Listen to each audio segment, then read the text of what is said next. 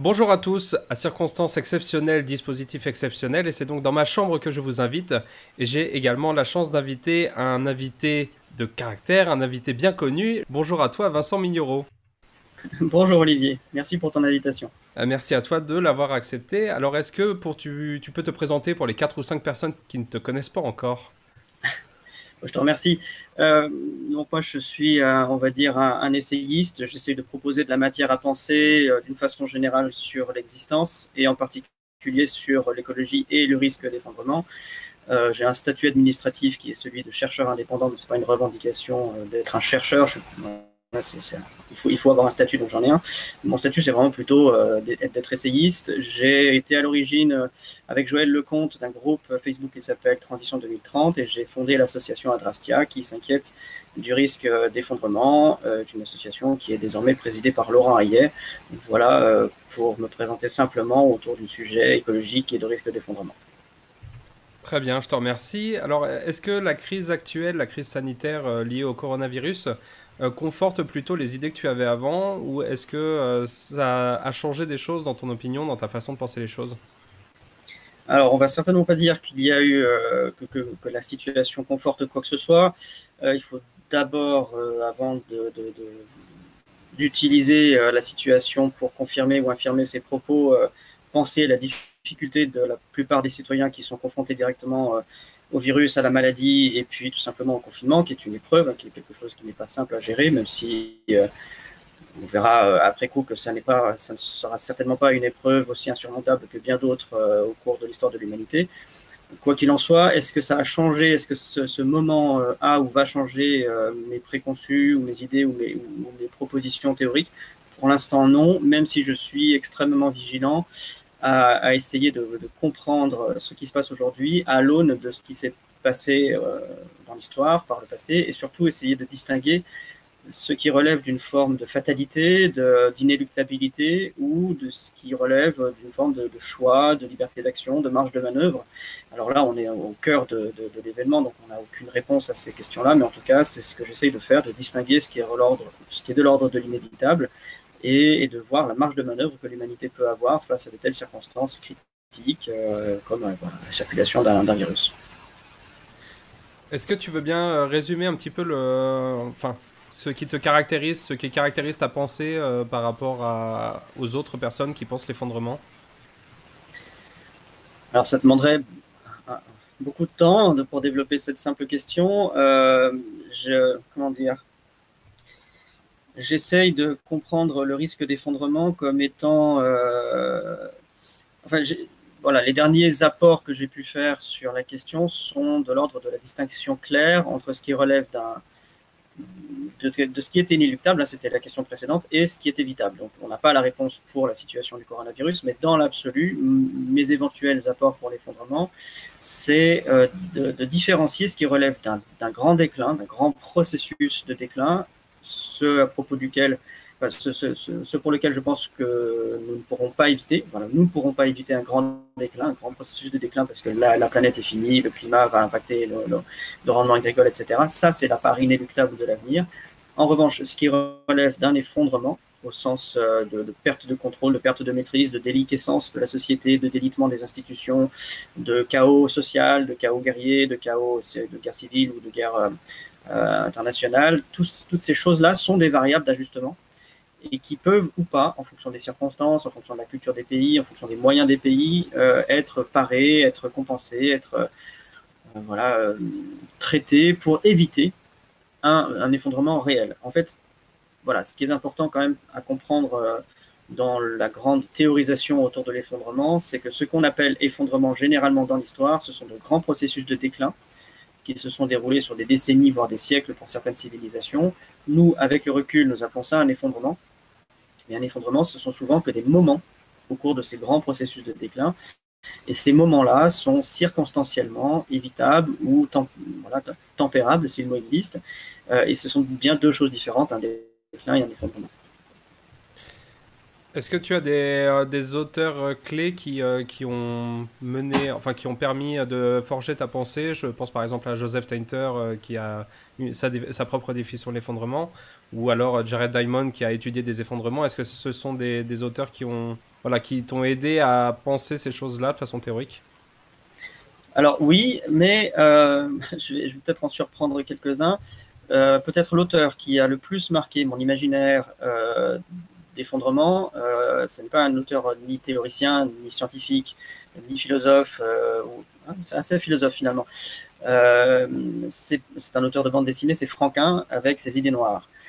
Alors Franquin, qui a dessiné Gaston Lagaffe, avait aussi un autre registre de réflexion qui était celui voilà, de l'aspect plus noir de l'existence. Et ben mon adolescence, mon enfance ont basculé entre des illustrations d'un monde en déclin et d'un monde confronté à la finitude et à ce qu'il y a de moins agréable dans la vie, auquel il faut se confronter. C'est des choses, la mort, la finitude sont des choses importantes. La philosophie, ça sert à penser la finitude. Hein.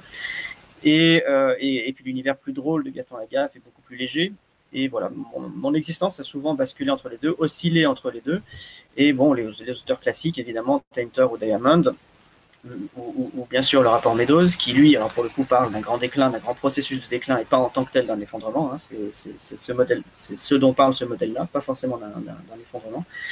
Voilà, les grands auteurs sont, oui, peut-être Georgescu Roegen, qui a marqué une part de mon travail qu'on critique parfois, c'est le lien que j'essaye de faire, avec plus ou moins de succès, entre l'organisation des sociétés humaines sur le plan économique, industriel, de leur développement, de la démographie, avec les paramètres énergétiques, la thermodynamique au sens large, l'entropie, voire l'exergie, qui est quelque chose, une thématique qui m'intéresse plus particulièrement. Mais sinon, en fait, pour finir sur cette question, mes lectures des grands auteurs autour de l'effondrement sont relativement récentes, alors que mon investissement dans le risque de la finitude, voilà, de ce qui relève de la fin de l'existence, c'est quelque chose qui est beaucoup plus ancien, qui a une vingtaine, 20 ou 25 ans désormais. Et c'est plus tard que j'ai lu des auteurs vraiment spécialistes de la question. D'accord.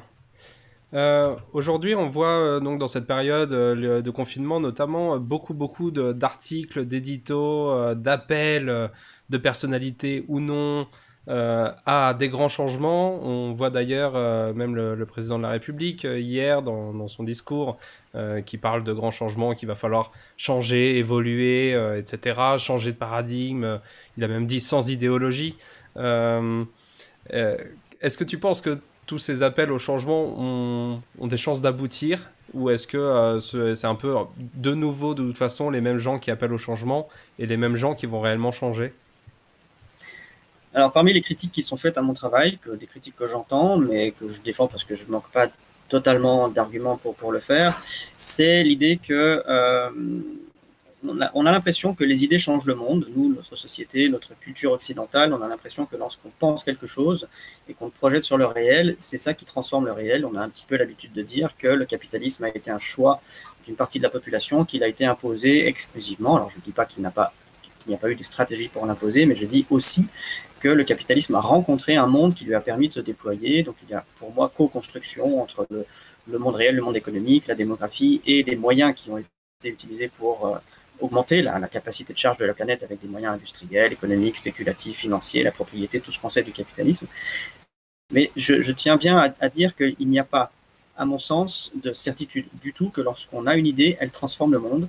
Je pense au contraire que c'est le fait que le monde soit capable de recevoir cette idée-là qui fait qu'elle prend corps, qu'elle prend sens et qu'elle devient un choix global.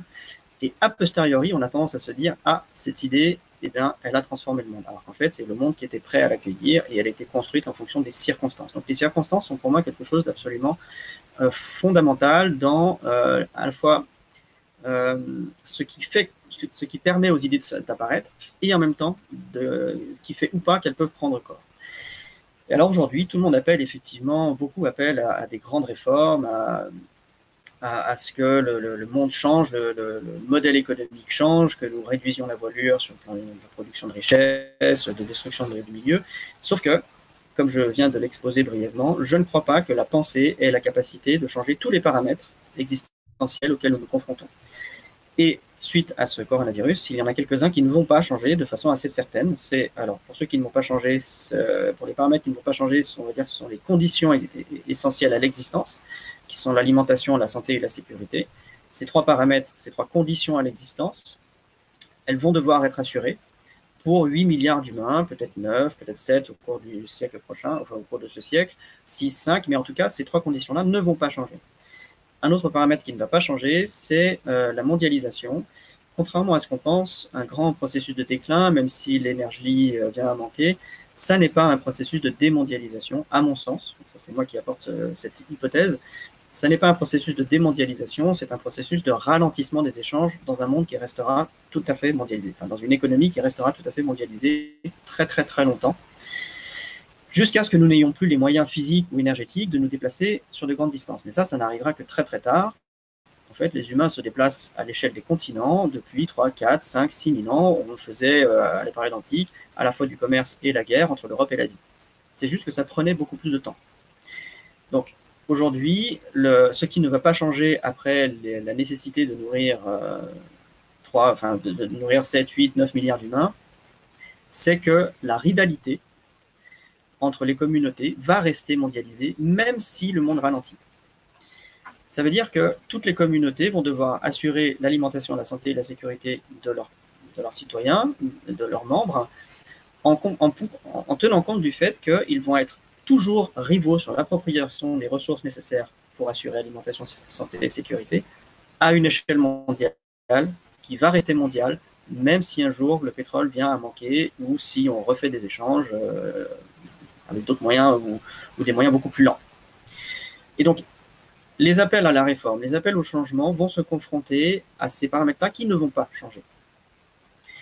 Et il faudra demain assurer, on a vu la confrontation existentielle profonde qui a été gérée par la société française depuis un an entre la nécessité à la fois d'assurer les fins de mois et en même temps de protéger l'avenir en gérant la fin du monde, en repoussant ce qu'on appelle la fin du monde de façon simplifiée. Et ça, c'est quelque chose qu'il va que nous allons continuer à devoir gérer.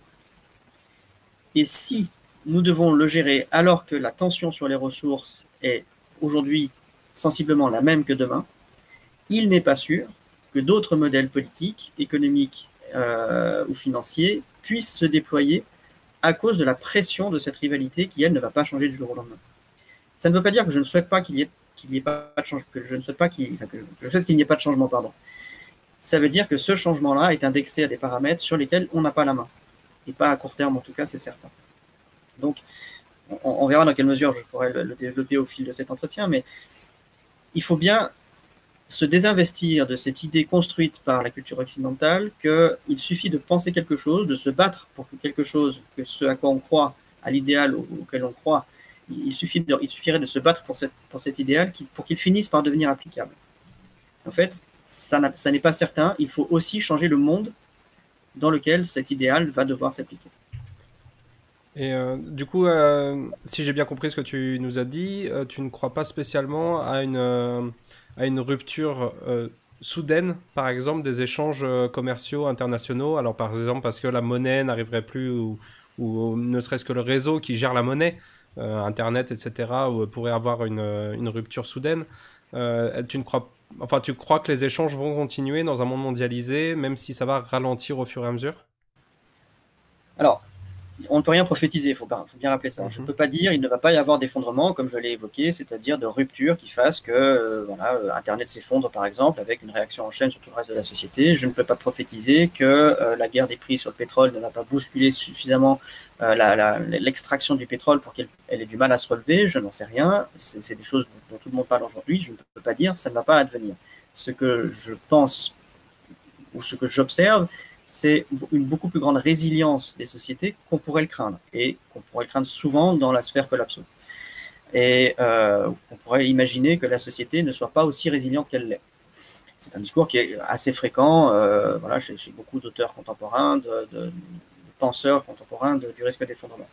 Et je pense moi que la société est beaucoup plus résiliente qu'on le pense, et que oui, elle va traverser des ruptures, des marches d'escalier plus ou moins hautes, avec des dégâts dans des sphères particulières de l'économie, de l'industrie, de la société, du social même. Voilà, c'est ça le paramètre le plus inquiétant, c'est comment préserver le social au cours des ruptures. Aujourd'hui, ce qu'on essaie de préserver, c'est le système de santé et tout ce qui se raccroche autour du système de santé. Et une grande part de l'économie, évidemment, est bloquée parce que le système lui-même de santé est bloqué, est impacté. Donc, s'il s'effondre, lui, évidemment, les effets en chaîne sont à craindre. Mais c'est ça qu'on va essayer d'éviter. Donc, oui, j'évite de prophétiser un effondrement dans la situation dans laquelle on se trouve. Et comme tu le dis, je pense que nous, même si nous allons nous confronter à des ruptures, des marches d'escalier, nous rentrons dans un grand processus de déclin, ponctué de marches d'escalier plus ou moins hautes, et probablement, malheureusement, de plus en plus hautes, avec des chutes de plus en plus hautes au fil du temps.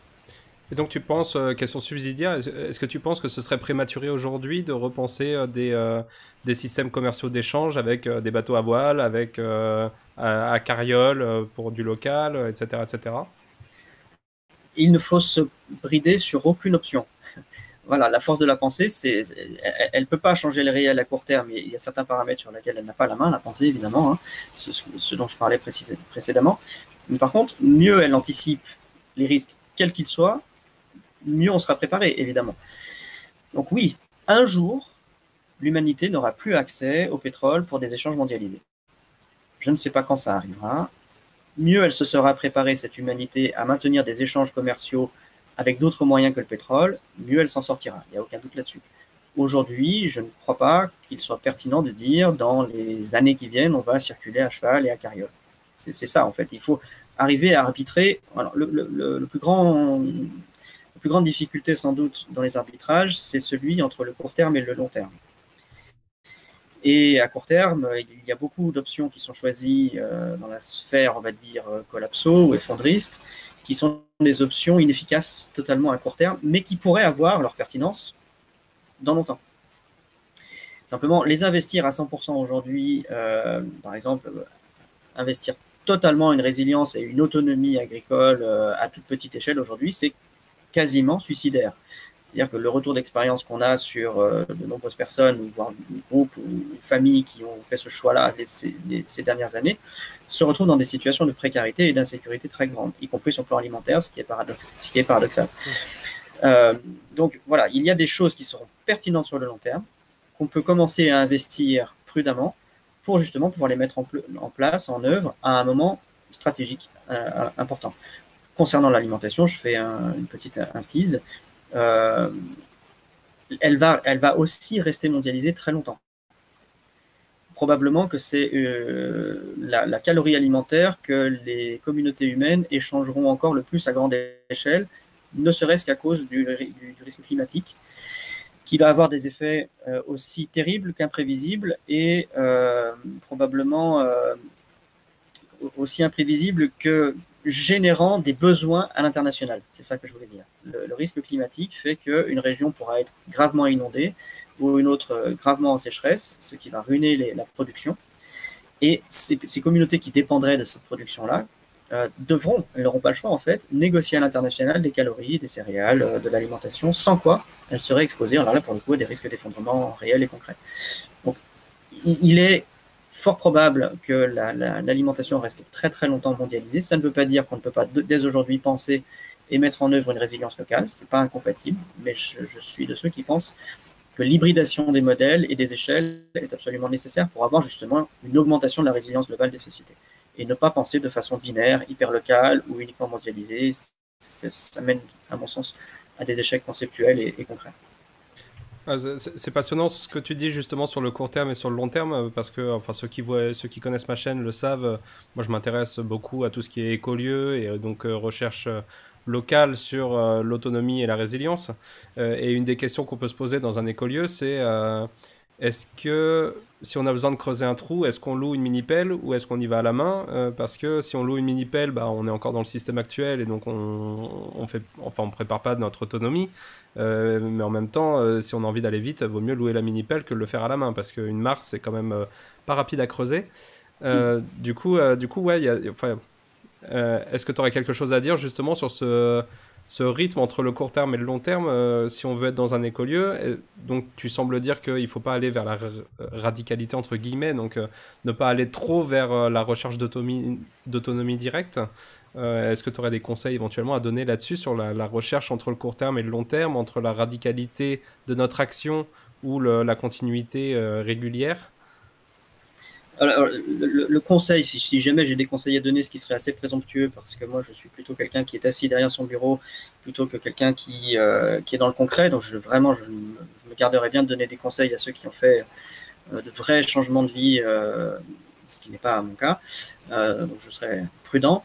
Par contre, ce que je pourrais dire d'un point de vue plus théorique, c'est que dans ta question, il y avait un mot qu'on peut éventuellement commencer à désinvestir, et que je ferai moi par prudence, c'est celui d'autonomie.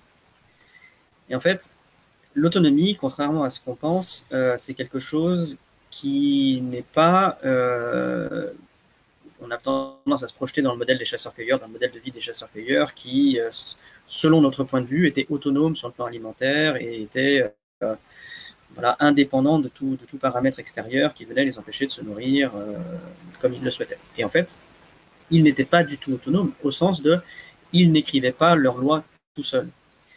Autrement dit, les chasseurs-cueilleurs, bien que, selon notre point de vue, vivant dans une forme de proximité avec la nature, en fait, ils vivaient sous la contrainte de la nature, c'est-à-dire sous la contrainte de la variation des flux énergétiques, des flux hydriques, des changements climatiques, des flux de proies, voilà, qui variaient en permanence dans leur environnement, et ils indexaient en permanence leur alimentation et leur choix existentiel sur les limites de leur milieu. Donc ils n'étaient pas en autonomie, au sens où ils n'écrivaient pas leurs lois par eux-mêmes, ils écrivaient les lois en fonction de ce que leur contexte leur permettait d'écrire. Ils faisaient des choix alimentaires en fonction de ce que leur contexte leur permettait. C'est la même chose pour une autonomie aujourd'hui. En fait, l'autonomie dans un pays comme la France, ça n'arrivera probablement jamais, parce que toute population, toute communauté qui voudrait devenir plus résiliente, je vais dire, devra forcément tenir compte du fait qu'il faudra acheter un terrain, c'est-à-dire rendre des comptes à la société tout autour, avoir des financements. Il va falloir payer des taxes et des impôts pour que la communauté, le terrain et la zone en fait soient protégés par une structure étatique qui va en fait sécuriser le lieu de façon plus ou moins acceptable ou pertinente. La question n'est pas là, mais en tout cas, il faut faire des compromis. La production qu'on fait, je pense que la question a été posée notamment dans la suite du monde. La production qu'on fait, il faut la vendre.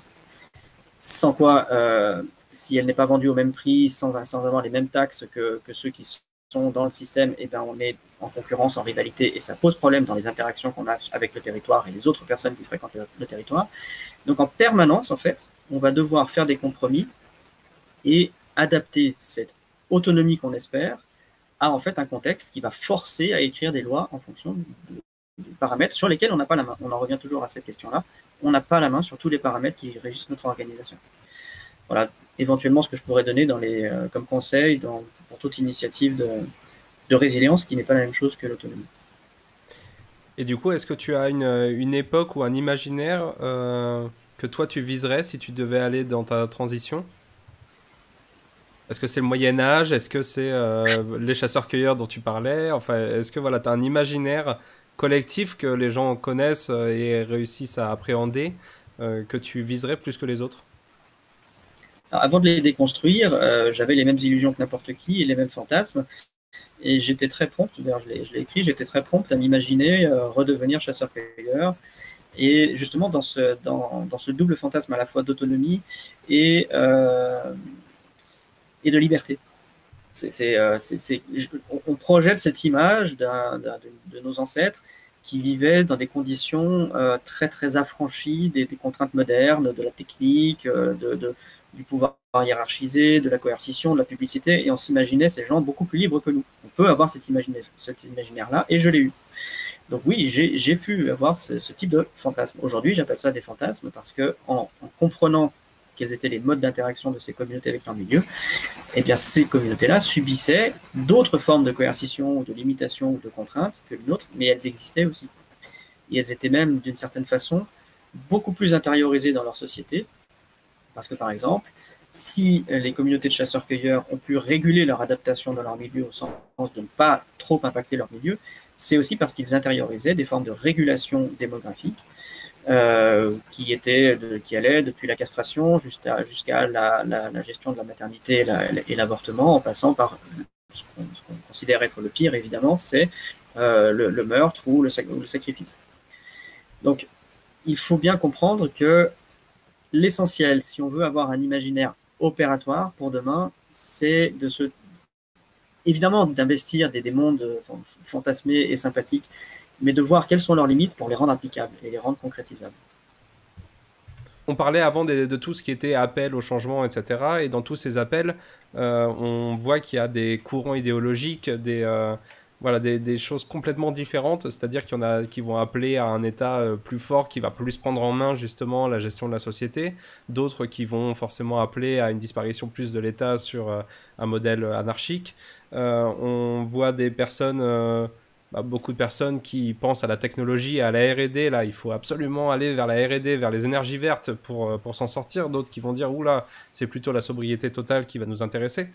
Est-ce que tu penses que là, avec les enseignements qu'on pourra tirer de cette période autour du coronavirus, certaines idéologies que je viens de résumer vont s'en tirer mieux que d'autres? Ce qui est vraiment très intéressant dans ce que nous vivons, c'est la mise à l'épreuve justement des cadres théoriques ou idéologiques concernant spécifiquement l'écologie et le risque d'effondrement. C'est-à-dire que au-delà de la théorie que tout le monde connaît assez bien, beaucoup ont été force de proposition, comme tu le dis, sur diverses options à adopter pour l'avenir. Mais ce qui est relativement commun, voire quasi systématiquement revendiqué par toutes ces propositions, c'est la proposition est systémique et elle comprend tous les paramètres. Et la pensée systémique, la pensée intégrée, la pensée holistique parfois même qui est utilisée, elle est revendiquée par quasi tout le monde, c'est-à-dire qu'à partir du moment où quelqu'un parle d'écologie, il dit « je pense de façon systémique et globale ». Et en fait, aujourd'hui, on voit comment le réel vient convoquer ce qui n'est jamais systémique et global dans les propositions idéologiques. Et je suis quelqu'un qui pose l'hypothèse que les différentes idéologies dans les sociétés, les différentes options existentielles, les différentes propositions sont toujours des constructions, comme je le disais tout à l'heure, des constructions de la pensée, et puis elles sont ensuite plus ou moins partagées, mais elles sont toujours des morceaux de réalité que chacun investit parce qu'émotionnellement il s'y trouve mieux dans ces réalités, dans ces bouts de réalité, dans ces partiels, dans ces parties de réalité. Et en fait, ce qui fait que la société parvient à s'organiser, c'est que l'ensemble des membres de la communauté portent chacun une parcelle de réalité, mais chacun ne porte qu'un petit bout de cette réalité. Et on retrouve ce problème-là dans ce mode d'organisation-là, c'est la conflictualisation des différentes options portées par différents citoyens, différents penseurs, différentes idéologies. Et à mon sens, c'est ce qui fait que nos sociétés parviennent à être relativement plastiques et résilientes. C'est justement que à peu près toutes les idées sont portées dans une communauté et que face à une réalité, un retour du principe de réalité, je ne sais pas, par exemple une pandémie, un virus, la situation va demander à chaque idéologie son expertise, sa compétence pour continuer à faire en sorte que la société fonctionne. Et évidemment, toutes les idéologies vont rentrer en conflit les unes contre les autres, et c'est celle qui aura le meilleur retour applicatif, c'est-à-dire la meilleure réponse pour maintenir le bien commun, maintenir les services de santé, maintenir les retraites. C'est celle qui aura la meilleure réponse pour maintenir les services rendus à la société qui sera sélectionnée. Donc il y a bien un lien entre la production de pensée, leur partage dans la société, le conflit, et comment la réalité vient sélectionner à travers le conflit les idées les plus pertinentes. Et toutes ces idées-là concernant l'écologie, la plupart en tout cas revendiquent la pensée systémique. Et en fait, on voit bien que chacune intègre des lacunes profondes qui leur empêchent d'être universellement applicables. Et je vais reprendre quelques exemples, puis je vais en ajouter quelques-uns, si tu en as cité quelques-uns. Je me suis permis un petit texte un peu provocateur, je le reconnais, en réponse à une tribune de Bruno Latour, qui proposait ouvertement de quitter la production. Donc le monde de demain devant s'adapter en négatif, devant décroître, etc., il proposait clairement de quitter la production comme principe unique de rapport au monde. Simplement, cette proposition-là, elle a tellement d'implicites qu'elle est, à mon sens, extrêmement conflictualisante, voire elle fait prendre des risques à la société. Pourquoi? Parce qu'en fait, quitter la production, l'implicite de quitter cette production-là, ça veut dire ne plus pouvoir produire de surplus de richesse, de surplus initialement alimentaire, mais ensuite de richesse, qui permet une distribution d'un maximum d'avantages à un maximum de monde. En fait, depuis que nous ne sommes plus chasseurs-cueilleurs, nous avons toujours produit. C'est d'ailleurs ce qui est écrit dans la Genèse. Nous devons faire travailler la terre, nous devons la fertiliser, faire qu'elle engendre de la richesse pour nous. Nous produisons. Et en fait, ce qui a fait que nous sommes 8 milliards d'êtres humains aujourd'hui, c'est la production et rien d'autre. C'est que nous utilisons des hydrocarbures pour forcer la terre, avec une agriculture intensive, à produire encore plus de calories pour nourrir encore plus de monde. La production est complètement, directement liée à la fois à notre niveau de richesse, mais ça on pourra le réformer, mais surtout à la démographie. Et quand Bruno Latour dit « il faut quitter la production », c'est pour moi une injonction extrêmement angoissante pour ceux qui reçoivent cette injonction, alors qu'ils savent très bien qu'ils dépendent strictement de la production. Donc, je dis agricole, mais ça peut être la production industrielle qui génère des revenus qui sont taxés, qui permettent à l'État de se financer, donc de financer les aides sociales, les services de santé, etc. La production, c'est le substrat de la société. Et donc là, par exemple, on a parfaitement une idéologie qui est sympathique, on a envie d'y adhérer, on a envie d'aller dans un monde où la production et tous ces aspects toxiques soient abandonnés, mais s'il n'est pas dit qu'il y a un coût social immédiat à cet abandon de la production, je répète, quitter la production comme principe unique de rapport au monde. Mais le problème, c'est que pour nous, il n'y a pas d'autre rapport au monde que la production. Donc voilà un premier point, une première pensée qui se revendique être la plus systémique possible, mais qui en fait contient une lacune essentielle. La plus fréquente des lacunes dans les discours écologiques, mais du coup, excuse-moi, sur le rapport à la production, je te coupe. Du coup, enfin, tu dis en fait qu'il faut pas non plus penser on pourra avoir une production infinie dans un monde fini, que ce n'est pas possible. Et en même temps, tu dis Bruno Latour il fait peur aux gens en disant qu'il faut arrêter la production. Donc, comment comprendre ce paradoxe finalement dans les deux choses que tu dis? C'est on pourra pas, quoi qu'il arrive, mais il faut pas l'arrêter quand même. Donc, comment tu te positionnes? C'est là où, peut-être, puisque tu me posais la question au début de notre entretien, mon travail se distingue éventuellement, c'est qu'il ne caricature pas l'avenir pour des raisons idéologiques. Évidemment que la production, si on moralise l'évolution, et si on regarde l'avenir, c'est mal. Moralement, c'est mal, dans le sens où, évidemment, tout ce qu'on aura produit jusqu'au 14 avril 2020, c'est de la possibilité d'existence en moins pour des humains demain. Mais nous avons un problème existentiel profond, c'est ce que je disais précédemment, c'est que la production aujourd'hui fait vivre immédiatement des humains. Elle les sécurise immédiatement pour leurs revenus, pour les aides sociales, pour le chômage, et je ne parle que de notre monde privilégié, mais pour tous les Africains aujourd'hui qui prennent de plein fouet la circulation du coronavirus, une lacune dans le mode productif. On peut penser aux Indiens qui sont tout à fait dépendants des villes et qui ont été immédiatement rejetés lors du confinement chez eux et sur les routes. Ils se sont exposés à une mort quasi immédiate pour certains, parce que le modèle productif s'arrêtait immédiatement. Dès qu'on arrête ce qui est toxique, une autre forme de toxicité de court terme s'immisce dans les sociétés. Et donc, oui, dans les modèles que je propose, il n'y a pas d'arbitrage binaire. Jamais, en fait. Il n'y a pas d'arbitrage idéalisé. Parce que ça, l'idéal, ça n'existe pas. C'est une construction que nous faisons. Notre esprit est très prompt à s'inventer des idéaux parce qu'il adore rassurer ses émotions et il a raison de le faire. C'est absolument essentiel de le faire. Mais si on s'en tient uniquement aux espérances et aux idéalisations qu'on se fait, en fait, on prend des risques.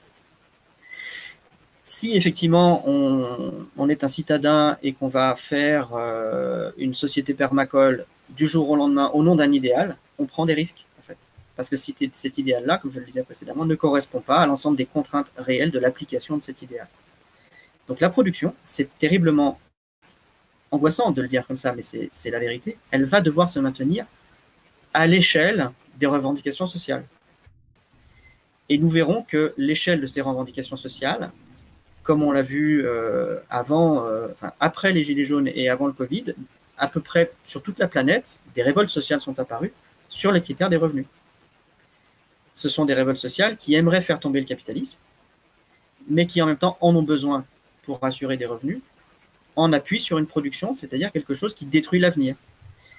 Et ça, pour un cerveau normalement constitué d'humains, c'est insupportable. Mais pourtant, il faut parvenir à le penser, parce que ça, c'est une pensée systémique. C'est-à-dire qui intègre des besoins élémentaires de tous les humains. On parlera tout à l'heure de Laurent Mermet et du distributif, je crois. Ça, c'est intégrer tous les humains, y compris les plus fragiles, au titre que la production et les outils les plus toxiques que nous avons mis en œuvre sont ceux qui leur permettent de vivre à court terme. Et c'est terrible, mais il faut le dire. Pourquoi il faut le dire? Parce que, on peut parler directement de Laurent Mermet, par exemple. On va reprendre son concept qui est celui du refoulement du distributif. Et Laurent Mermet reproche aussi à Bruno Latour de ne pas considérer ce qui, dans ses propositions, aura pour effet si elles sont appliquées telles quelles. Par exemple, si on réduit drastiquement l'outil productif aujourd'hui, il y aura des humains qui vont en pâtir directement. Et s'ils ne sont pas intégrés à la pensée, c'est comme les invisibiliser de l'existence. En fait. C'est comme les rendre transparents et dire, nous, nous allons appliquer un modèle écologique parfait et ça va porter une société. Et voilà, Laurent Mermet fait un peu le même reproche à Aurélien Barraud, c'est d'avoir un discours irénique, c'est-à-dire travestissant les difficultés de la réalité pour la rendre plus acceptable, mais en fait, ce travestissement la rend inapplicable, cette réalité. Enfin, voilà, cet idéal devient inapplicable. Et pourquoi c'est très important?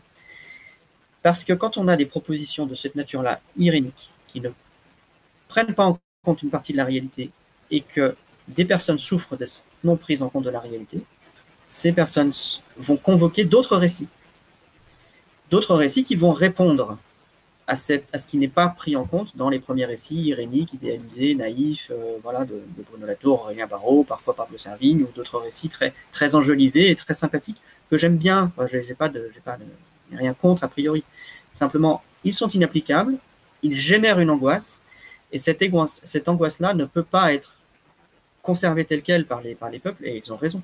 Les citoyens ont raison de dire cette angoisse-là, je veux la pallier, je veux combler mon émotion, je veux la rendre acceptable, supportable.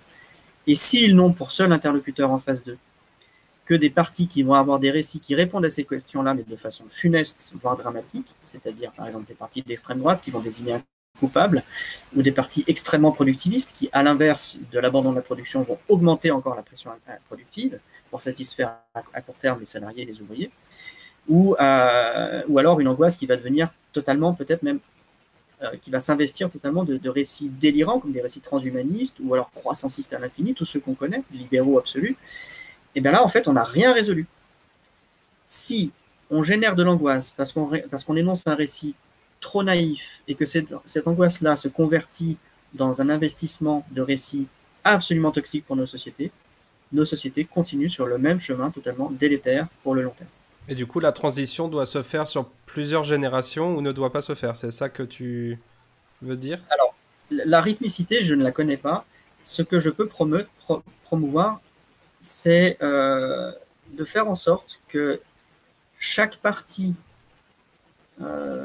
chaque distribution, puisque Laurent Mermet parle de distributif, la distribution des idéologies dans la société, elle est nécessaire, et leur conflictualisation est nécessaire, c'est-à-dire les échanges, on va dire, opposés, le dissensus, il est nécessaire, parce que c'est comme ça que se construisent les idées.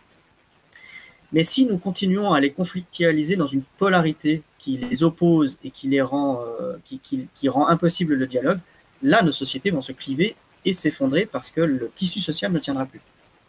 C'était le grand risque qui était craint et que j'ai craint à cause de la réponse totalement, à mon sens, inacceptable de ce gouvernement par rapport aux Gilets jaunes. Parce que c'est exactement le schéma que je t'ai donné est celui-ci. Le récit libéral croissanciste est mis en défaut par une réalité qui crée une angoisse chez des personnes qui se révoltent à juste titre et elles sont légitimes. Si le pouvoir n'entend pas cette révolte-là et continue à maintenir son récit irénique, croissanciste, libéral, capitaliste, et n'entend pas, la société se fracture. Et là, on entre dans un système chaotique et probablement qui auto-engendrerait le risque que nous craignons tous, c'est l'effondrement. Donc la prescription que je pourrais avoir, la seule, parce que je n'en ai pas beaucoup, je me garde bien de faire des prescriptions, c'est de travailler sur nos imaginaires, nos idéaux, pour voir là où ils sont lacunaires et là où ils sont naïfs, pour intégrer la part de naïveté dans la réflexion, pour déconflictualiser nos sociétés et qu'elles puissent avancer de concert, en commun, dans un monde qui trouvera son rythme pour décroître à l'échelle des contraintes de la rivalité à l'international, comme on l'a dit, parce que le premier pays qui décroît indépendamment des autres, il risque de mettre en péril sa propre souveraineté, et c'est un autre paramètre à traiter absolument. C'est des choses que je dis régulièrement, mais si la COP 21 n'a jamais pu être appliquée, c'est parce que le premier pays qui l'appliquerait réduirait son PIB, ce qui l'exposerait à la rivalité économique et le ferait reculer, ce que le peuple même de ce pays refuserait. Et donc, ces arbitrages-là sont d'une complexité infinie, mais les rendre arbitrairement, ou les simplifier arbitrairement, c'est, à mon sens, augmenter la dangerosité du monde de demain. Et je rejoins donc Laurent Mermet sur cette critique qu'il fait. Du coup, je t'avais coupé, donc c'était le premier axe que tu voulais aborder, c'était la question de la production avec Bruno Latour.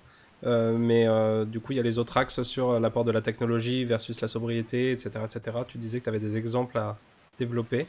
Alors, je n'avais pas d'exemple forcément sur la technologie. Aussi, je peux dire éventuellement que par rapport à la question des low-tech, si on la pense de façon absolutiste, ce qui a pu être mon propre investissement des low-tech il y a quelques années, de prime abord, et puis j'ai ensuite analysé ce qui s'était passé dans ma propre compréhension des low-tech, ben c'est pareil. Si on imagine qu'on va passer de ce monde d'aujourd'hui à un monde de low-tech sans penser service rendu, c'est-à-dire dans quelle mesure, en fait, quelle que soit la technique, il faut d'abord penser à celui qui en bénéficie, et en particulier sur la santé. Aujourd'hui, on voit bien que les low-tech sont à la fois indispensables pour fabriquer des masques, l'exemple est vraiment typique, et en même temps disqualifiés de fait parce que malheureusement ou heureusement en fonction du point de vue, et surtout si on se place sur du court terme ou de long terme, une part de la solution pour la gestion du Covid, c'est un vaccin. Et un vaccin, c'est absolument pas low-tech. Et donc, on ne peut pas penser l'adaptation d'une société de façon simple, ni d'un côté, ni de l'autre. L'excès de technique en médecine, c'est absolument toxique. Tout le monde souffre de l'excès de l'application de techniques qui ne sont pas forcément utiles et qui abîment nos corps, etc. Et à l'inverse, des techniques trop frustes ou mal calculées, mal élaborées, relevant du pifomètre, pour rebondir sur une polémique très contemporaine, dans le domaine du soin et du traitement du Covid, que ce soit d'un côté ou de l'autre, être naïf sur la façon qu'on aura de rendre service à son prochain, c'est faire prendre plus de risques. Voilà. Donc les arbitrages sont beaucoup plus complexes que ce qui est souvent promu dans les discours écologiques et de résilience ou de décroissance.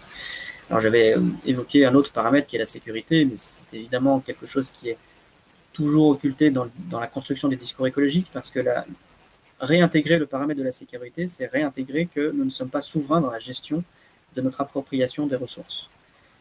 Et si nous voulons ne plus dévaster notre milieu, c'est-à-dire ne plus nous approprier des ressources, les ressources nécessaires à notre vie, ou moins les investir pour protéger le milieu, eh bien immédiatement, un rival va mettre en péril notre propre sécurité, à minima notre souveraineté, sinon même la sécurité physique des citoyens.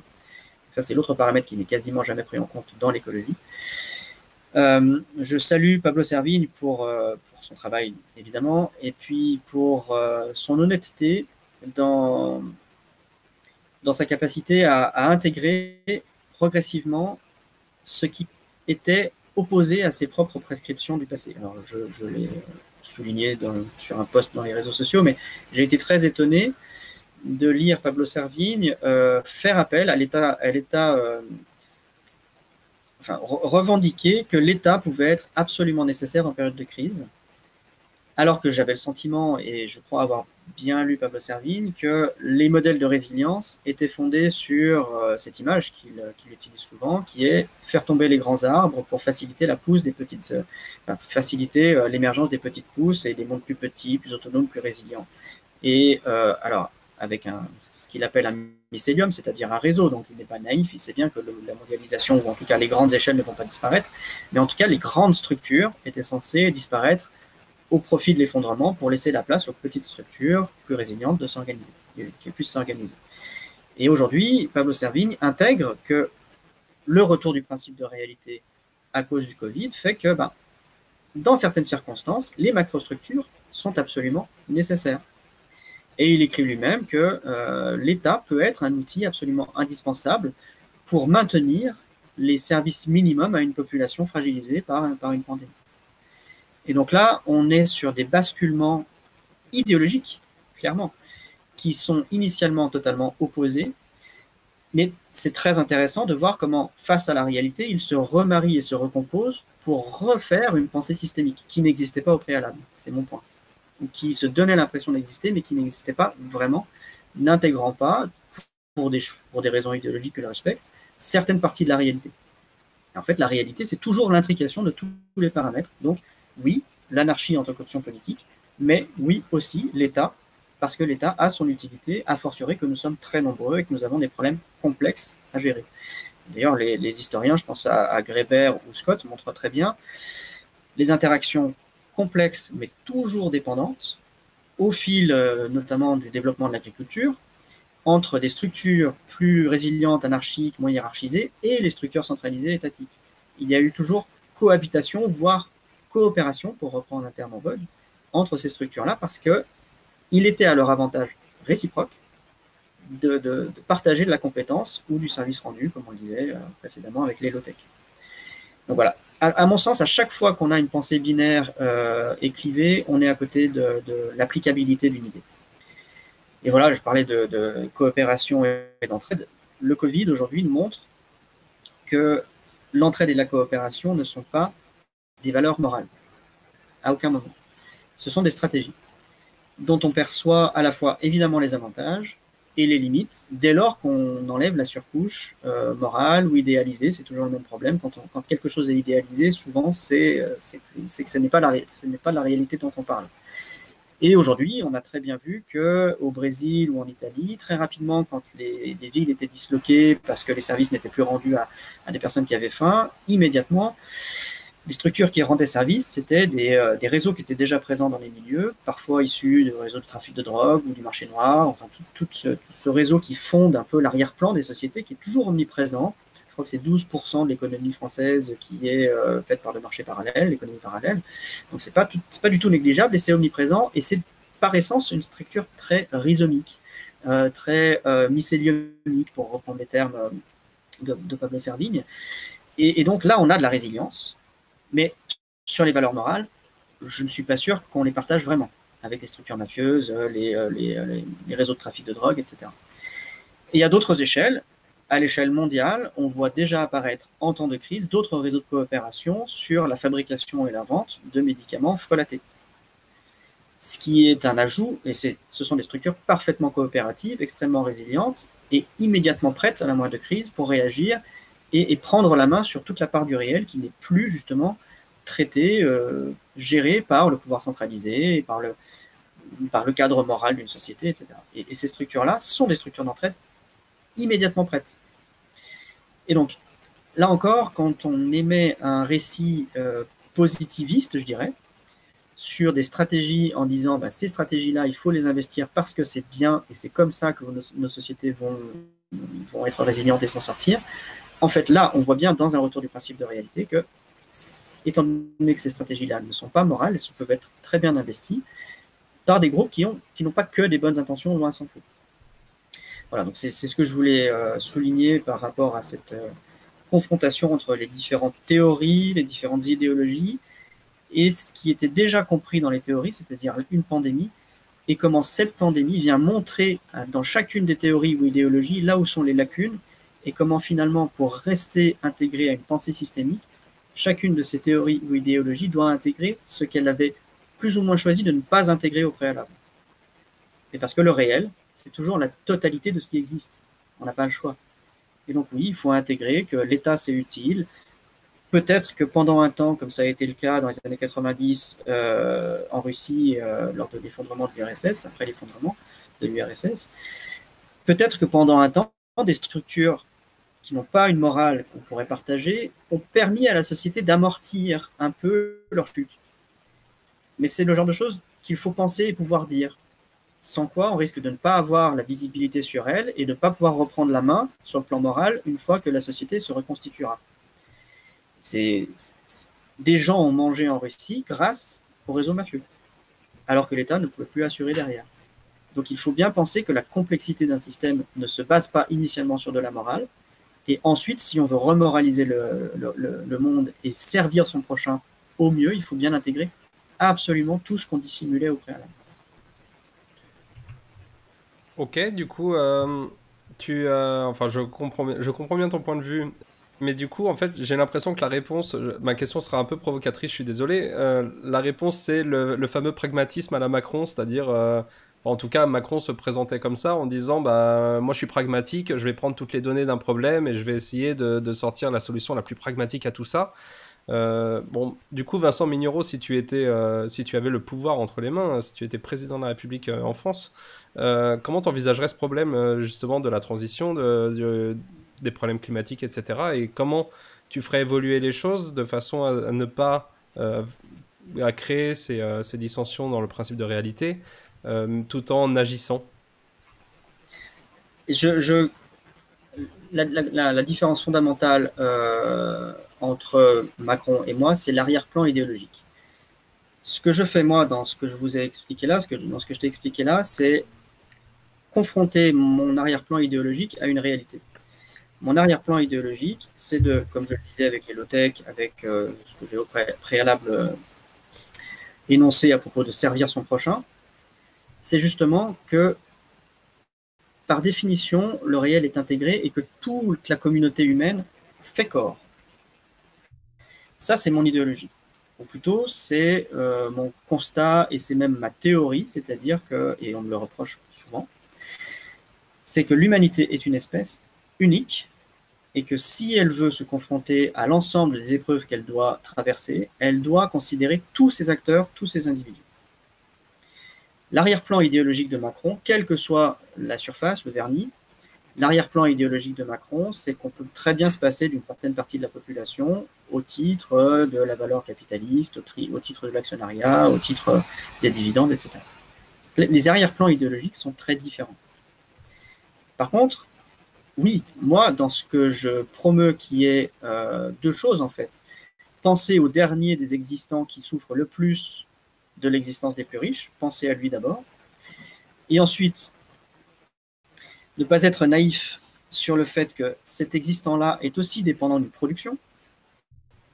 Donc, il y a une production, donc quelque chose qui détruit l'avenir, et que par ailleurs, c'est une autre partie de mes développements, il y a un lien critiquable et malheureux entre la puissance productive d'un pays et non pas les inégalités intrinsèques, mais le fait qu'il y ait une forme plus ou moins pyramidale à cette société. Et le niveau de plasticité d'une société, c'est justement sur réduire ou pas les inégalités. Quel que soit le discours de M. Macron, l'application de sa politique, ça a été clairement une plus grande dissension entre les peuples, le peuple et les élites. Si je devais être au pouvoir, j'intégrerais toutes les contraintes, c'est-à-dire ne pas penser que je me place pour aller au pouvoir, c'était vraiment pas ma position. C'est moi, hein, c'est moi, c'est de ma faute. C'est une question que tu me poses, mais c'est pas du tout mon ambition. Moi, je suis plutôt quelqu'un qui n'apprécie pas les postes de pouvoir ou de responsabilité. Justement aussi parce que je préfère garder une position d'observateur et d'analyste et de critique la plus neutre possible. Et donc, il y a, et on pourrait s'appuyer sur des données écosystémiques ou écologiques ou historiques, il est acquis que ce qui permet au mieux aux sociétés de s'organiser en temps contraint, c'est la réduction des inégalités, justement, et la grande richesse du tissu social. Ça veut dire, pour reprendre un exemple d'écologie, et c'est montré, hein, il y a des études là-dessus, les écosystèmes qui résistent le mieux à des ruptures d'approvisionnement énergétique, à des paramètres qui changent dans le climat, etc., ce sont les écosystèmes qui ont la plus grande diversité, plus grande biodiversité, c'est-à-dire le plus grand nombre de patrimoines génétiques différents, qui permet à l'écosystème de s'ajuster et de s'adapter le mieux par rapport à un changement d'état du milieu. Et c'est pareil, à mon sens, et ça rejoint une forme d'idéologie, les sociétés qui s'adapteront le mieux seront les sociétés qui intégreront la plus grande diversité à la fois culturelle, identitaire, on va parler de génétique, ça ne me choque pas de parler de différences génétiques entre les individus, ne serait-ce que parce que, je fais une petite incise, un des aspects extrêmement toxiques de la technique médicale moderne est de ne pas avoir considéré les différences, ce qui s'appelle une ethnomédecine, les différences génétiques entre les populations. On a uniformément appliqué une médecine qui était faite pour le mâle blanc occidental à l'ensemble de l'humanité, ce qui souvent a eu des effets absolument délétères et toxiques pour certaines communautés qui ne sont pas génétiquement le mâle blanc occidental, ce qui a généré de la souffrance, voire des pathologies supplémentaires, etc. Donc, oui, intégrer absolument dans une réflexion politique, puisque c'est ça ta question, que des stratégies de croissance qui ont leur rôle et leur intérêt pour la croissance ne sont pas du tout transposables à un monde de décroissance, et que du coup, il faut à la fois penser les risques inhérents à ces stratégies précédentes, penser les lacunes qu'on a pu énoncer des différentes idéologies qui portent nos sociétés aujourd'hui, pour réintégrer toute la diversité du monde, pour réduire l'ensemble des risques, et surtout, et j'y tiens, c'est vraiment ça mon objectif principal, réduire les conflits, surtout sur des critères de classe ou de différence identitaire ou d'origine ou de culture, ce qui me semble là, pour le coup, dans la gestion d'une contrainte, une grande régulation au cours de ce siècle, est autoréalisateur du pire. Je fais une deuxième incise. On me fait souvent la critique, en fait, on me reproche souvent de justifier des options politiques simplement parce que j'en parle. Et je pense au contraire que le fait d'en parler est indispensable pour les éviter. J'insiste sur les récits iréniques qui dissimulent une partie de la réalité pour rendre le récit plus sympathique, plus acceptable, émotionnellement plus rassurant. Je pense que c'est absolument dangereux. Parce que quand on dissimule une partie de la réalité, eh bien, elle est forcément récupérée par la réalité. Et peut-être même qu'en la dissimulant, on construit cette contre-réaction toxique pour nos sociétés. Je vais faire court. Il n'est pas sûr que le non-traitement de la question de l'identité et du territoire par la gauche pendant ces dernières décennies, ce non-traitement-là, ce rejet de ces questions-là, n'est pas permis à la gauche d'instrumentaliser un contre-pouvoir d'extrême droite qui récupérait ces questions-là pour légitimer sa propre élection en disant « mais regardez comme il traite mal ces questions d'identité et de territoire », alors qu'en fait la gauche ne les traitait pas du tout. C'est vraiment très important de voir à quel point des discours qu'on ne veut pas peuvent être construits par son propre récit. Donc voilà, je ne crois pas m'être trop égaré par rapport à la question Macron versus ma propre position si j'étais à sa place, mon propre choix si j'étais à sa place. Mais vraiment, et je m'appuie sur du matériel écologique et historique, nous traverserons d'autant mieux les épreuves que nous aurons regardé la réalité en face, ce que j'essaye de faire. Regarder la réalité en face, ça n'est pas justifier le pire, reproche qui m'est fait et qui est totalement injuste dans mon travail, et regarder la réalité en face en visant la plus grande richesse et biodiversité, si je peux me permettre, diversité en tout cas, à l'intérieur des communautés humaines, la communication entre toutes les communautés et tous les existants, pour que toutes les épreuves soient traversées dans les meilleures conditions possibles. Très bien, tu l'as introduit un peu tout à l'heure, donc je t'avais contacté surtout pour parler de distributif, enfin surtout, ce sera un des sujets du coup, le refoulement du distributif, qui est un concept qu'a introduit donc Laurent Mermet, qui était chercheur et qui malheureusement nous a quittés l'année dernière, donc il ne pourra pas rebondir sur la crise du coronavirus et expliquer, voilà, réutiliser un peu ce concept pour aller plus loin. Donc dans cette vidéo, c'est un cours qu'il donne, il reprend des discours d'Aurélien Barraud et il explique certaines limites de son raisonnement, en tout cas de son raisonnement expliqué avec ces mots-là. Est-ce que tu peux nous résumer donc les critiques que Laurent Mermet a pu faire du discours d'Aurélien Barraud et donc notamment le concept du refoulement du distributif? Ouais, alors, je crains d'avoir anticipé cette question par mon développement précédent, mais je vais le reprendre. Et vraiment, Laurent Mermet a apporté du matériel qui me semble largement sous-exploité par la plupart des penseurs du risque écologique ou du risque d'effondrement. C'est celui ce qu'il appelle le refoulement du distributif, qui est en fait justement une confrontation à la réalité.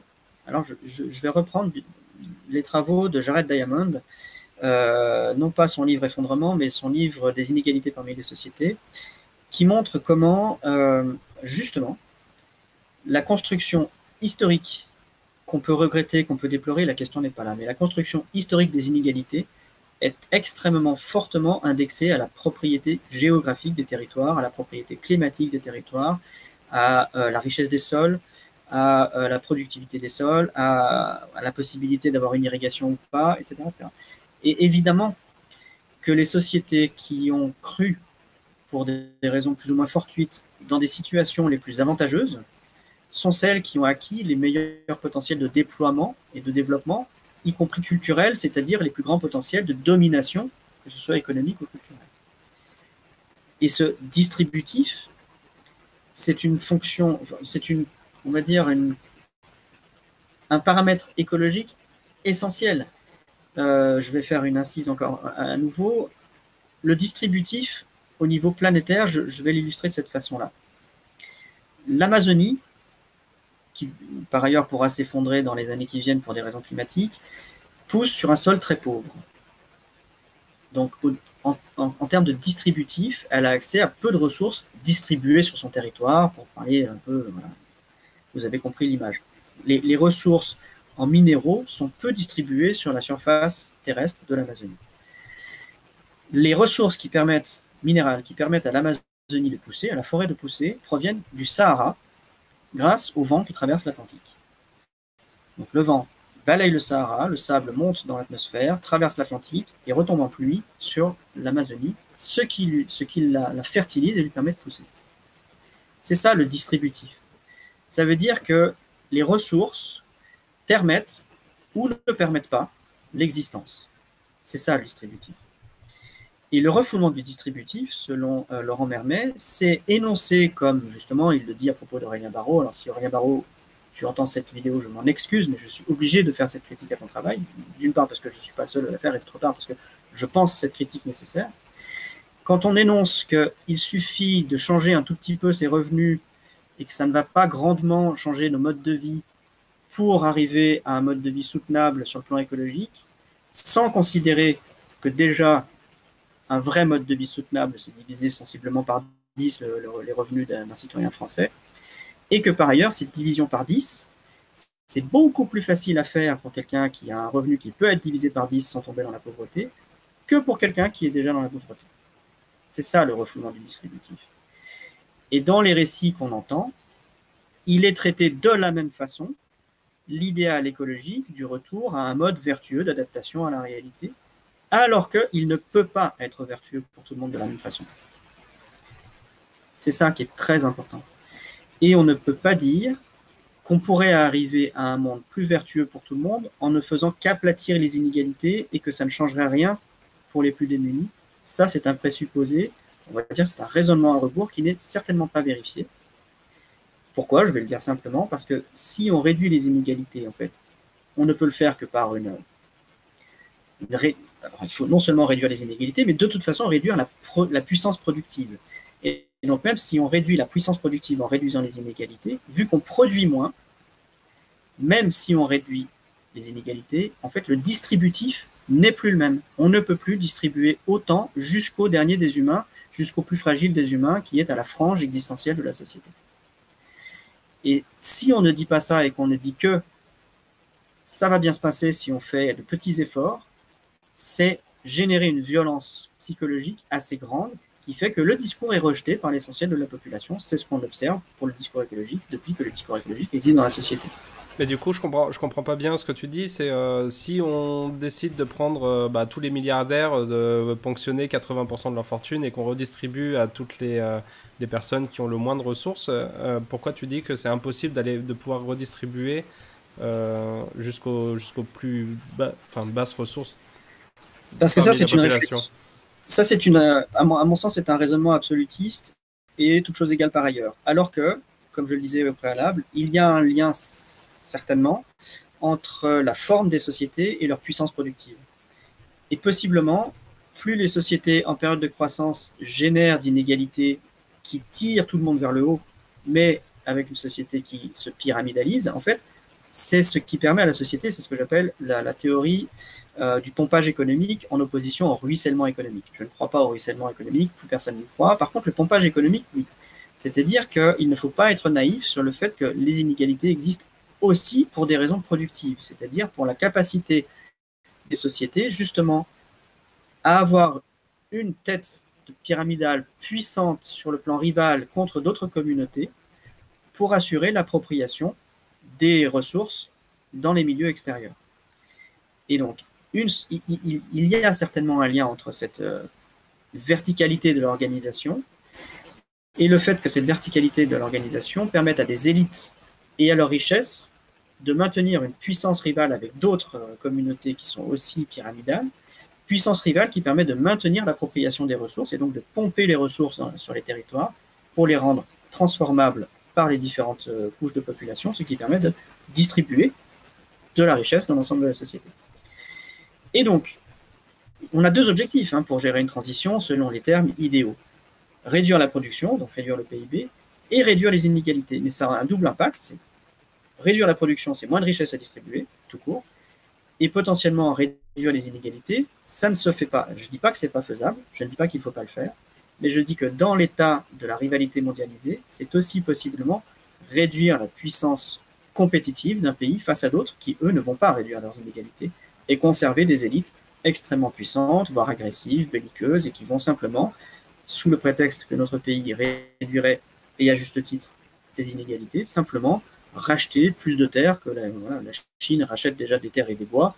Si la puissance économique de la France se réduit pour des raisons vertueuses trop rapidement, la Chine rachètera tout simplement beaucoup plus de terres et de bois et la souveraineté de la France sera perdue. Donc, là encore, on réinjecte de la pensée plus systémique. Je ne veux pas dire que ma pensée est absolument systémique et a tout compris, c'est évidemment pas le cas, mais en tout cas plus systémique, et je rejoins Laurent Mermet, dans le fait que le distributif empêche toute naïveté et toute émission de récits hors sol. Je suis navré, Aurélien Barraud, encore une fois, si tu écoutes cette vidéo, je vais faire une deuxième critique. Tu as fait une conférence à Sciences Po qui a été diffusée récemment, dans laquelle tu énonces qu'il n'y a pas d'économie réelle et qu'il n'y a que des conventions. Je peux te rejoindre sur le fait que la théorie économique, c'est un ensemble de conventions sur les taux, sur la valeur de la monnaie, sur les modèles spéculatifs, ce sont des ensembles de conventions. Mais que l'économie soit théorisée par des ensembles de conventions et qu'on puisse ajuster ces conventions ne signifie pas, ce que tu exprimes dans ta vidéo, qu'il n'y a pas d'économie réelle. Et tu dis, je me permets de te tutoyer, mais oui, parce qu'on se tutoie par ailleurs, mais tu dis, ça n'est que des conventions, donc il suffit d'un claquement de doigts, j'utilise ton vocabulaire, on change ces conventions et l'économie devient plus vertueuse. Je ne crois pas ça. Imaginons que nous changions les conventions et que sur le papier, elles soient parfaitement vertueuses. Il y a bien une économie réelle et il faut bien produire pour pouvoir distribuer jusqu'au dernier des humains les plus fragiles des avantages, des aides sociales, du travail. L'économie réelle ne se réduit pas du tout à des conventions. Quel que soit le modèle de convention qu'on applique sur la façon qu'on aura de faire de l'économie, il faudra produire. En fait, ce déni de dire qu'il n'y a pas d'économie réelle rejoint le même déni que Bruno Latour, de dire qu'on pourrait se passer de la production. Et si vous dites ça, si ces récits-là sont énoncés à des gens qui dépendent strictement de l'économie, ça leur fait une belle jambe d'entendre que l'économie, ça n'est que de la convention. Ils ont besoin de l'économie réelle, eux. Très bien. Est-ce que dans la crise que l'on rencontre aujourd'hui, tu penses qu'il y a donc des gagnants potentiels ? Il y a d'abord des perdants. Il faut absolument ne pas oublier, parce que là on est confortablement assis chacun chez soi en confinement, voilà, on n'est pas malade, tout va bien, mais il y a des personnes malades et il y a des personnes qui vivent un certain nombre de peines qui s'accumulent pour certains, de vivre dans la précarité, d'être malade à cause du Covid, et de ne pas avoir accès aux soins à niveau égal d'autres parties de la population. Donc, avant de savoir si certains peuvent s'en sortir, d'abord penser à ceux qui s'en sortent déjà pas. Par ailleurs, est-ce que certains peuvent s'en sortir de la situation à court terme, oui, mais en fait, on sait déjà à peu près qui, c'est-à-dire les plus grandes puissances du monde aujourd'hui, vont probablement tirer leur épingle du jeu. Là encore, on ne peut rien prophétiser, on ne peut pas non plus être certain que les effets boule de neige ne peuvent pas balayer des économies de façon massive. Aujourd'hui, les États-Unis s'inquiètent énormément de leur capacité justement productive suite à ce virus qui est particulièrement mal géré par Trump. Donc, les gagnants à court terme vont être sensiblement les mêmes qu'au cours des dernières décennies sur la planète.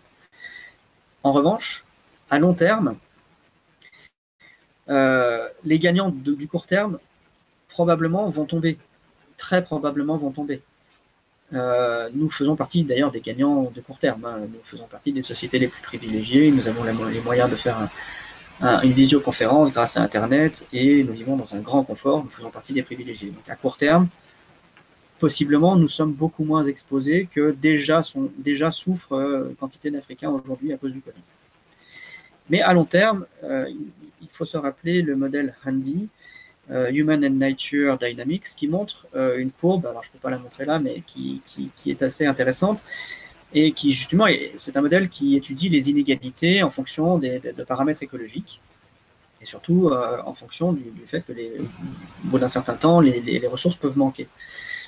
Et le distributif, justement, comment les ressources sont distribuées, influe sur la plus ou moins grande résilience des sociétés. Et il est montré que plus les sociétés sont inégalitaires, plus elles sont fragiles. Ça rejoint ce que je disais tout à l'heure, les inégalités sont toxiques. Donc il faut travailler à les réduire en n'oubliant pas les contraintes de la réduction des inégalités. Et ce que dit ce modèle, c'est que évidemment, quand on n'a plus de ressources, eh ben, les premiers qui en pâtissent, c'est un modèle, hein, mais ceux qui en pâtissent, ce sont les forces productives, les travailleurs qui n'ont plus rien à transformer et qui du coup n'ont plus d'activité, tombent au chômage et puis finissent par subir les grandes régulations qui sont inhérentes à une société qui s'effondre. Mais est-ce que les élites peuvent rester comme ça, hors sol, suspendues à une économie qui s'arrêterait de fonctionner parce qu'elle n'a plus de ressources ? Ou qu'elle serait impactée par un Covid, par un coronavirus, puisque c'est ça la question.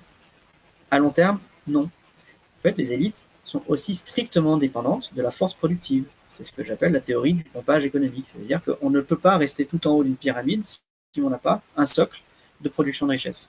Si le socle s'effondre, l'élite s'effondre aussi. Et aujourd'hui, nous ne vivons pas sous la gouvernance des empereurs romains, ni sous la gouvernance des rois mayas, parce qu'ils ont disparu. En revanche, des tas de choses ont continué à exister suite à ce qu'on appelle un effondrement, en fait, qui sont des grands déclins systémiques et organisationnels. Les populations mayas, probablement, ont continué à exister, mais simplement la société a atterri, pour reprendre un terme de Bruno Latour, a atterri sur un modèle organisationnel qui est passé de la ville concentrée avec un pouvoir très pyramidal à un mode de vie agroforestier, et probablement que la régulation démographique n'a pas été si grande que ça. Les discussions sont encore d'actualité autour de ce sujet-là, mais aujourd'hui, des Mayas sur le plan génétique et même encore en partie culturel, il y en a plein au Mexique, ils sont là. Donc, est-ce que cette pandémie va faire des gagnants et des perdants? Encore une fois, on en revient au début de l'intervention, ça dépend de quelle échéance. Et de qui, mais on en revient à la question du distributif qui était cher à Laurent Bernet. Bon, évidemment, je te demandais, oui, s'il pouvait y avoir des gagnants dans cette crise, mais j'ai une pensée très très émue pour toutes les personnes qui souffrent de cette situation, hein, et qui sont soit confinées dans les endroits tout petits, soit sur le front, effectivement, ou malades, ou qui ont des proches malades. Donc je pense, voilà, à toutes ces personnes qui en souffrent. Alors, il y a quelque chose que je suis pas complètement certain de comprendre. J'ai l'impression que c'est pas complètement clair la façon dont on peut prévoir cette transition et cette décroissance des choses. C'est la question fondamentale et probablement une des plus touchy de l'ensemble des réflexions autour du risque d'effondrement, qui comprend de grandes régulations démographiques, de richesse au cours de ce siècle. C'est est-ce que nos sociétés vont parvenir à s'auto-réguler volontairement par anticipation pour réduire les risques, mais ça veut dire un dilemme moral profond, ça veut dire désigner dans la société qui va devoir réduire ses avantages, avec tous les risques systémiques et rivaux qui sont intégrés à la réduction des avantages par anticipation. Ça veut dire que si ce sont les plus pauvres, ça n'est pas acceptable moralement, évidemment, et en plus, ce sont des risques sociaux, et de toute façon, sur le plan humaniste, c'est absolument inacceptable. Et si ce sont les élites, auxquelles on demande de faire des efforts en premier, et je défendrai cette option-là, évidemment, on se retrouve avec potentiellement des difficultés à maintenir la puissance rivale d'un pays et sa puissance productive en général. Donc, la meilleure stratégie que nous devrions adopter, c'est faire par anticipation une régulation de la puissance productive et de la distribution dans nos sociétés. Mais comme on a intégré, grâce à cette vidéo, que le distributif, s'il est refoulé, c'est un problème social, nous allons devoir gérer un problème social, que ce problème soit envers les plus pauvres, la classe moyenne ou envers les élites. C'est un choix politique et moral extrêmement profond. Qui va payer? D'ailleurs, je reprends quasiment les termes utilisés par Laurent Mermet dans sa vidéo. Qui est capable de choisir qui va payer le prix d'une régulation par anticipation pour sauver l'avenir? C'est ça la question. Je n'ai pas la réponse. Ma réponse idéologique, c'est que je préfère que ce soit les élites, mais je ne suis pas naïf sur le fait que impacter la puissance des élites, c'est réduire la puissance rivale, donc potentiellement la souveraineté. Le cadre moral dans lequel nous vivons, c'est celui que je défends, un cadre humaniste que je décrivais tout à l'heure. Tous les humains, quelle que soit leur origine, leur culture, leur identité, doivent vivre dans les meilleures conditions possibles. Et ce cadre moral-là, étant donné qu'il empêche moralement de désigner qui va payer, on n'a pas le droit moralement, en tant qu'humain, de dire « toi, tu vas payer et pas toi ». C'est possiblement ce cadre moral qui va faire en sorte que nos sociétés n'accepteront pas d'autorégulation et vont maintenir au maximum leur puissance productive et donc distributive, ce qui les contraindra à aller jusqu'au bout de toutes les limites écologiques successives, dont la pandémie est une étape, ou en tout cas une première épreuve importante, ou la crise de 2008 d'une autre façon. C'est très important parce qu'il n'y a pas, et c'est ce que je défends dans mon travail, il n'y a pas, contrairement à ce qu'on pense, de déconnexion entre les constructions culturelles et morales de l'humanité et les effets de ces constructions culturelles et morales de l'humanité sur le rapport au milieu et la possibilité de gérer ou non la croissance ou la régulation. Je suis obligé de reprendre les travaux de Clastres, Salins, qui sont des anthropologues d'idéologie anarchiste, qui m'intéressent beaucoup parce qu'ils ont décrit comment certaines sociétés ont réussi à maintenir une régulation sociétale qui fait qu'ils n'impactaient pas trop leur milieu, qu'ils empêchaient la concentration de richesses et que finalement ces sociétés étaient beaucoup plus égalitaires, pas tout à fait égalitaires, mais beaucoup plus égalitaires que les nôtres. Sauf qu'ils ne vivaient pas dans le même cadre culturel et moral que le nôtre aujourd'hui et ils appliquaient des méthodes extrêmement coercitives pour réguler et des techniques qui allaient de la castration jusqu'à la contraception en passant par l'avortement et qu'il soit chimique via des plantes ou mécanique même. Donc, il faut bien intégrer que aujourd'hui, au-delà d'un problème écologique, nous avons un problème moral. En fait, je conclurai là-dessus. Nous avons un problème existentiel qui génère un problème écologique. En fait, on n'a pas vraiment de problème écologique. C'est pas ça le fond de notre angoisse. C'est une angoisse existentielle que nous pallions par des cadres moraux qui nous rassurent, des récits qui nous rassurent. Mais le fait que nous croyons et que nous investissions ces récits continue à avoir des effets sur le monde réel. Voilà le diagnostic que je propose, c'est d'aller très très loin dans la déconstruction des récits et leur justification en tant qu'elles permettent ou pas l'existant, et comment aujourd'hui quitter ces récits humanistes. Moi j'en suis incapable, je ne suis pas capable de dire toi tu dois mourir mais pas toi, ce qui fait que nos sociétés probablement vont continuer à aller le plus loin possible jusqu'à la saturation de tous les possibles existentiels sur le plan écologique, et donc, in fine, à une rupture définitive, probablement, de la grande complexité de nos sociétés. J'ai écrit un texte il y a quelques années qui s'intitule « L'écologie, il est trop tard depuis toujours ». On a beaucoup moqué ce texte-là, parce qu'on n'a pas le droit, théoriquement, de dire « il est trop tard depuis toujours », dans le sens où on n'a pas le droit d'essentialiser une nature humaine qui serait intrinsèquement destructrice de son milieu. Alors, ça n'est pas ce que je fais, bien sûr, mais je conclus que l'humanité va finir par s'autodétruire pour tout un tas de raisons. Donc, ça n'est pas un raisonnement à rebours, je construis un raisonnement pour parvenir à l'idée que, oui, Il est en fait trop tard depuis toujours, parce que des tas de paramètres existentiels font que nous allons probablement saturer notre environnement jusqu'à peut-être nous autodétruire. Eh bien, il faut intégrer dans cette pensée que nos propres constructions culturelles sont aussi ce qui va nous mener, culturelles et morales, vont aussi participer à nous mener jusqu'à l'atteinte de toutes les limites, et donc achever notre capacité à maintenir notre existence sur cette planète. C'est en tout cas une hypothèse qu'il ne faut pas rejeter. Est-ce que tu aurais un mot de la fin ou quelque chose que tu voudrais rajouter par rapport à tout ce qu'on s'est dit? Je vais avoir un message d'espoir. Je serais vraiment... Alors, je vais remonter un tout petit peu mon argumentaire. Parmi les points de fragilité des sociétés qui se sont effondrées, il y en avait un, c'était justement les illusions des élites et le fait que les récits qui portaient les sociétés étaient dysfonctionnels par rapport à la réalité. Et plus ils étaient dysfonctionnels et en retard par rapport à la réalité, plus les sociétés maintenaient leur fragilité long terme et tombaient brutalement. On peut dire que le récit de la toute-puissance du système de santé occidental a été mis en défaut, à plus forte raison qu'il s'est maintenu trop longtemps par rapport au risque réel qu'était la pandémie. Voilà. Ça, maintenir un récit idéalisé trop longtemps, c'est un risque en soi. Donc si j'ai un espoir par rapport à cette pandémie-là, c'est que nous ayons un apprentissage collectif sur le fait que, comme je le proposais précédemment, nous devons réformer aujourd'hui nos récits organisateurs. Ceux qui sont essentiels à la coopération collective, à la coopération pour que nos sociétés soient opérationnelles.